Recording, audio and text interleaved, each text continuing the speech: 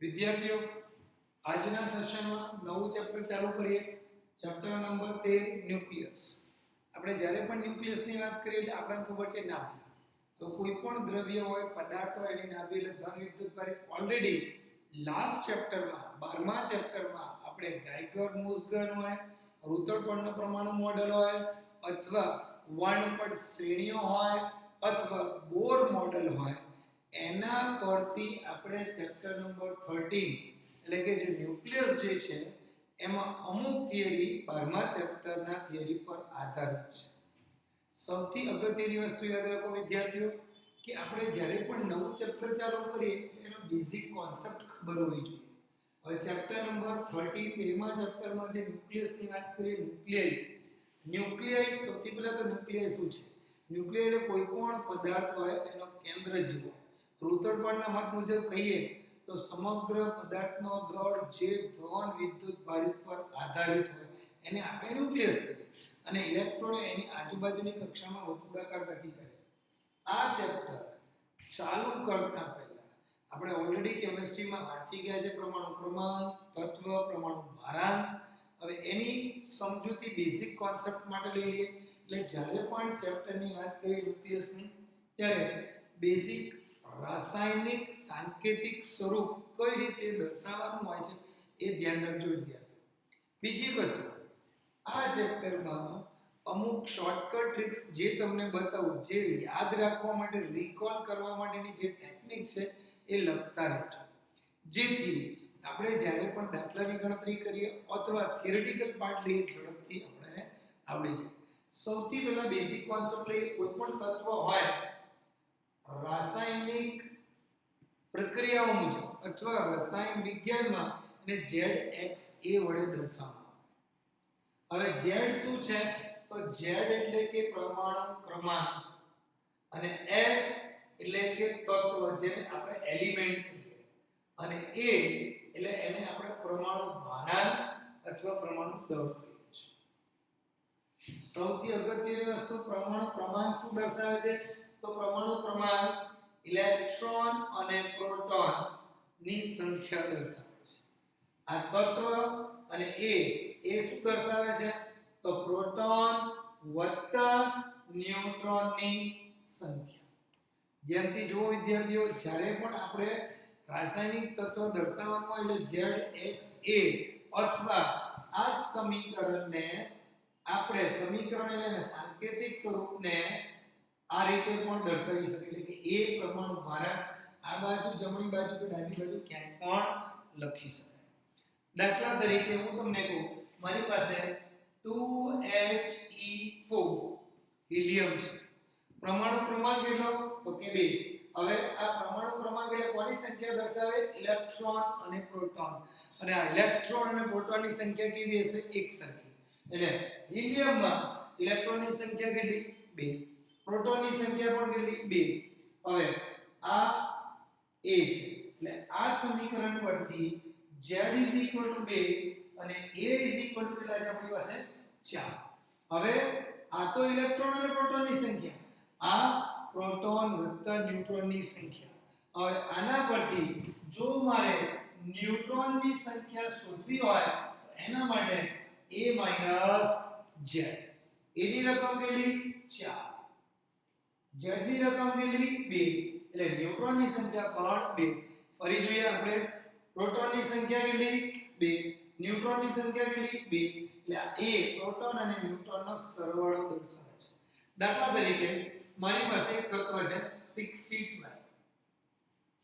પરમાણુ ક્રમાંક 6, તત્વ પરમાણુ ભારાંક, પરમાણુ ક્રમાંક એટલે ઇલેક્ટ્રોન અને પ્રોટોનની સંખ્યા.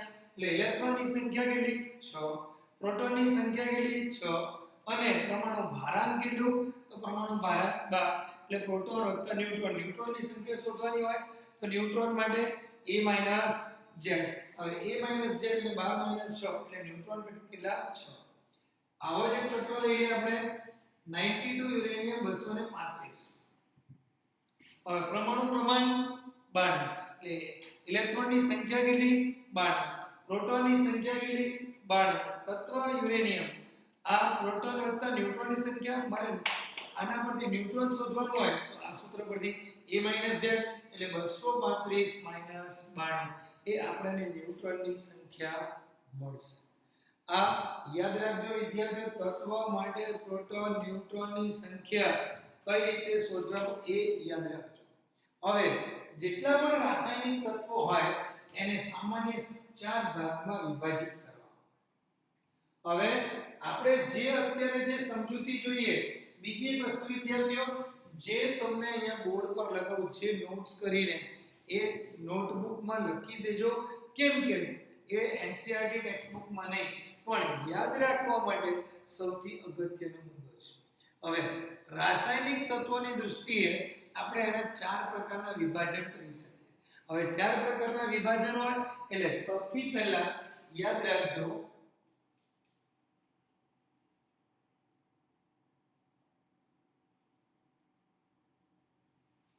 આઇસોટોપ્સ. હવે આઇસોટોપ્સ એટલે એને આપણે સમસ્થાનિક કહીએ છીએ.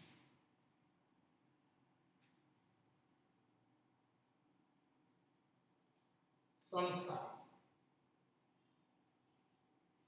વિદ્યાર્થીઓ ખાસ કરીને જોતા રહેજો કે જે તત્વ પરથી પ્રકાર અને એના પરથી ડાયરેક્ટ કઈ રીતે યાદ રાખીએ એ પણ જો.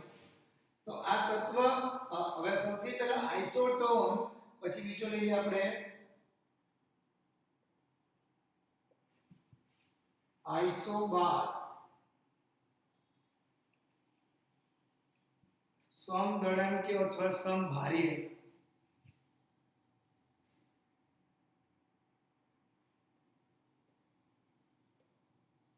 આઇસોટોન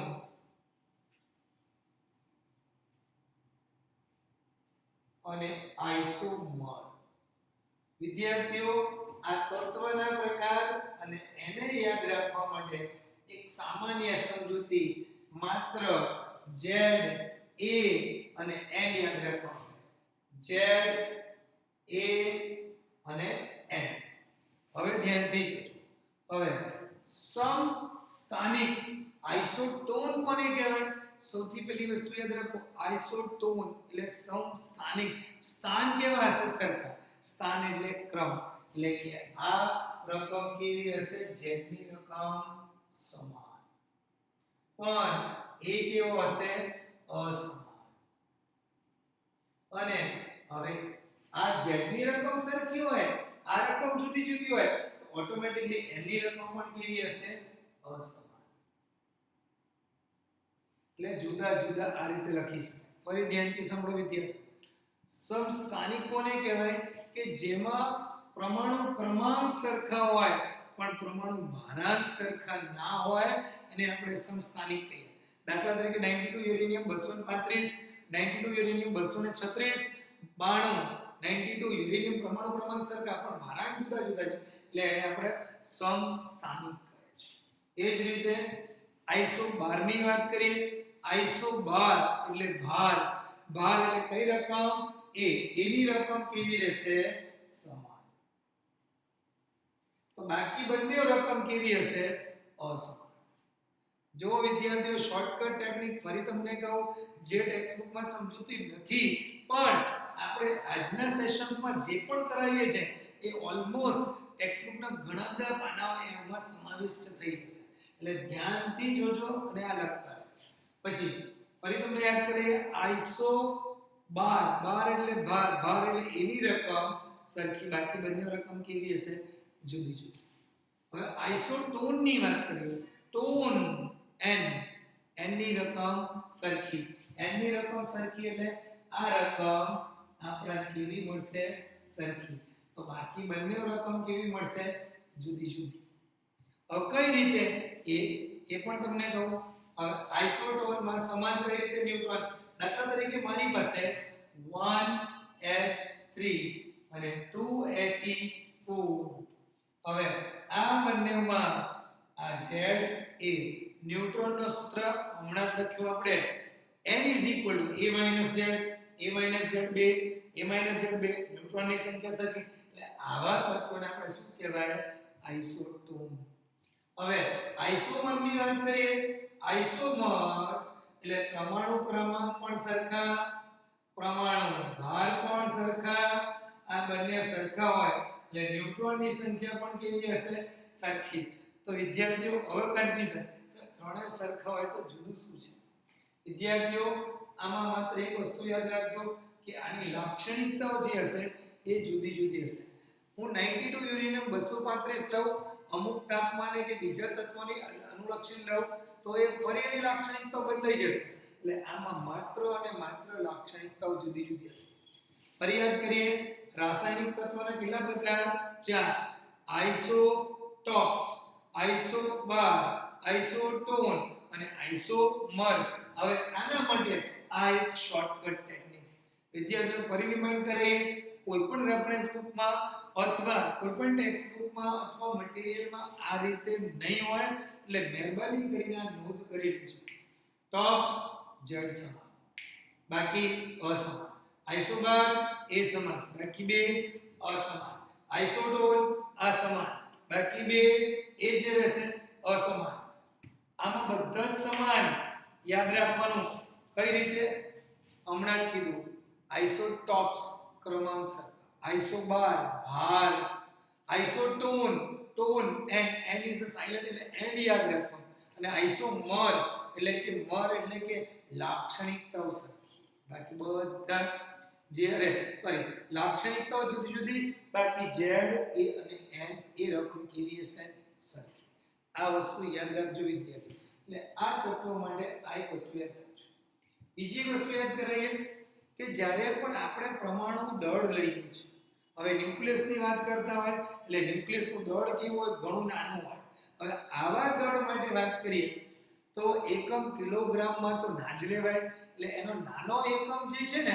એને આપણે AMU અથવા યાદ રાખજો વિદ્યાર્થીઓ આને એટોમિક માસ યુનિટ કહેવાય હવે આ એટોમિક માસ યુનિટ જે છે ને એ નાના દળો માટેનું છે સૌથી પહેલા તો AMU એટોમિક માસ યુનિટ નો એકમ અને એનું મૂલ્ય અને વ્યાખ્યા લઈ લઈએ હવે આની સંજ્ઞા AMU અથવા એને U પણ કહેવાય એટોમિક માસ યુનિટ કોને કહેવાય વિદ્યાર્થીઓ ધ્યાનથી સાંભળજો તો અનુત્તેજિત 6C12 અનુત્તેજિત કાર્બન 6C12 છ પરમાણુ ક્રમાંક તત્વ અને એનો ભાર અનુત્તેજિત 6C12 ના 12મા ભાગને એટલે 1/12 પાર્ટ યાદ રાખજો ફરી ધ્યાનથી અનુત્તેજિત 6C12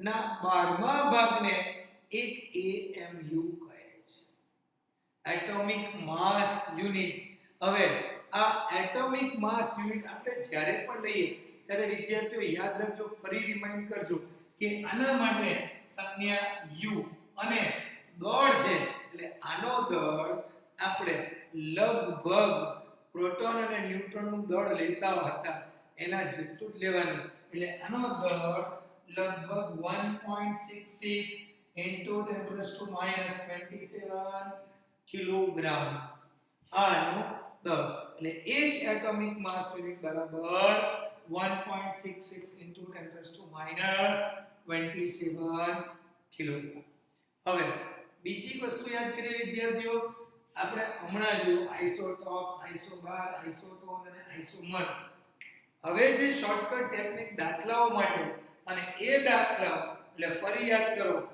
કયા દાખલાઓ માટે અલગથી ટેકનિક તો આઇસોટોપના કંઈક પણ દાખલા હોય તો એના માટે આપણે એક સૂત્ર યાદ રાખજો હવે આ સૂત્ર અહીંયા હું લખું છું ધ્યાનથી જોજો વિદ્યાર્થીઓ ટેક્સ્ટ બુકમાં નથી પણ આઇસોટોપ્સનો કોઈ પણ દાખલો હોય એટલે આ સૂત્રનો ઉપયોગ થશે હવે આઇસોટોપ્સમાં કુલ પરમાણુ દળને અનુલક્ષીને મૂલ્ય આપેલું હોય અને રકમ આપણે શોધવાની હોય તો કઈ રીતે જોજો તો આઇસોટોપ્સ માટે ખાસ કરીને આના માટે દળ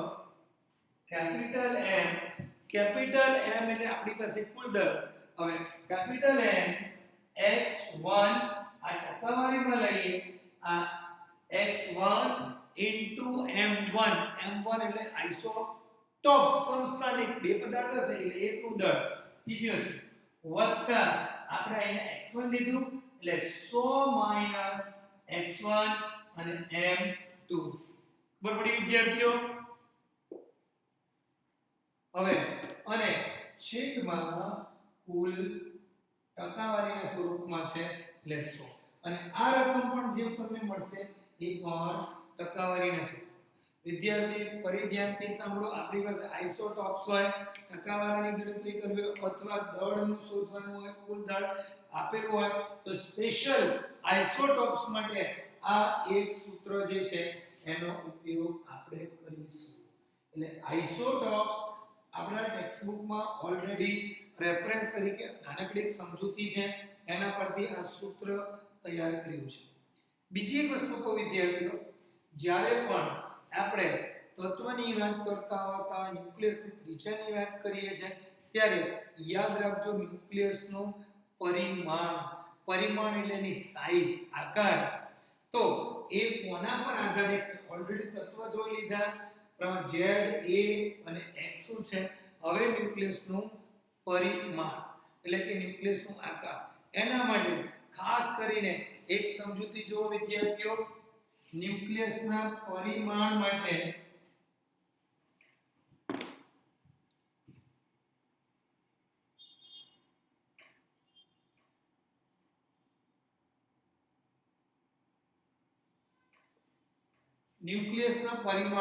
હવે થોડુંક આપણે લાસ્ટ ચેપ્ટરનું મૂલ્યાંકન કરીએ લાસ્ટ ચેપ્ટરમાં આપણે ગાઈગર મોસ્ગરનો એક પ્રયોગ જોયો જેમાં 5.5 મેગા ઇલેક્ટ્રો વોલ્ટની ગતિજ ઉર્જા ધરાવતો એક આલ્ફા કણ આપાત કરવામાં આવે છે તો સોનાની જે વરખ હોય એના પરથી જે પણ ન્યુક્લિયસમાં ઉત્સર્જિત થાય એટલે આપણે ક્લોઝેસ્ટ એપ્રોચ યાદ હોય તો આપણે એને એવું કહેતા હતા કે જે લઘુત્તમ અંતર જે હોય એ લગભગ 4×10⁻14 ના ક્રમમાં લેતા હતા એટલે ગાઈગર મોસ્ગરનો પ્રયોગ એકવાર વાંચો એના પરથી ન્યુક્લિયસના પરિમાણની સમજૂતી મળી શકે હવે આના માટે થોડુંક ડિટેલમાં જઈએ કે જ્યારે પણ કોઈ તત્વ દળાંક એ ધરાવતો એટલે દળાંક એટલે હમણાં જો પરમાણુ ભાર અથવા પરમાણુ દળ કહો એ આપણે ZXA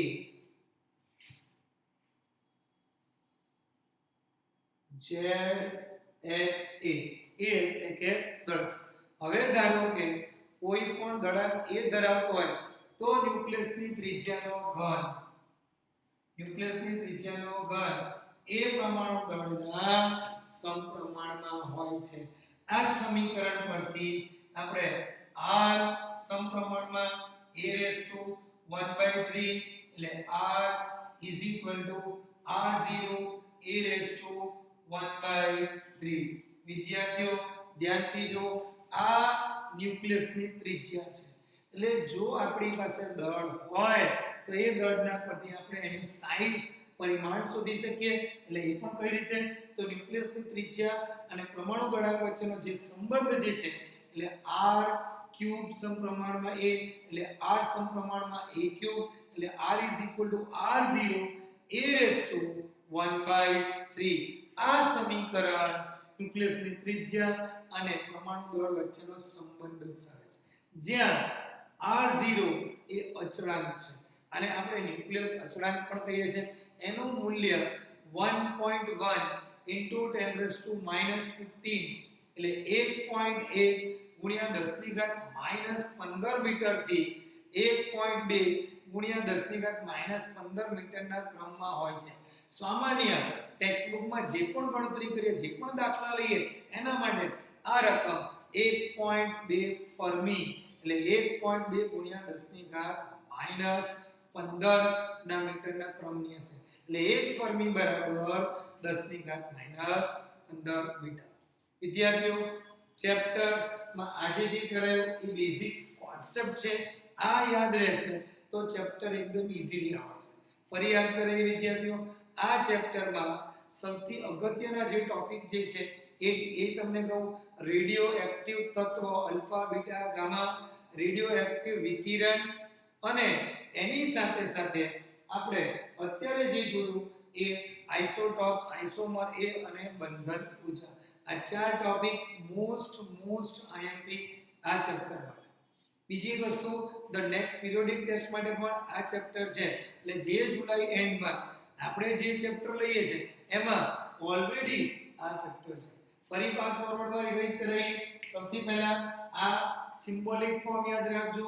ZXA જ્યાં Z પરમાણુ પ્રમાણ, તત્વ એ પરમાણુ દળાંક, અને આના પરથી આપણે આઇસોટોપ્સ, આઇસોમર, આઇસોબાર, આઇસોટોન આવા ચાર પ્રકારના જે તત્વો હોય એ કઈ રીતે વિભાજિત થાય એ જોયું આપણે. એના પરથી આઇસોટોપ્સ માટે દાખલાઓ માટેના સૂત્ર જોયું અને એના પરથી આપણે ઓલરેડી હમણાં જે જોયું કે ન્યુક્લિયસની ત્રિજ્યા, ન્યુક્લિયસનો પરિમાણ એ કોના પર આધારિત? તો ન્યુક્લિયસની ત્રિજ્યા એ પરમાણુ દળ પર આધારિત છે. આજ માટે વિદ્યાર્થીઓ આટલું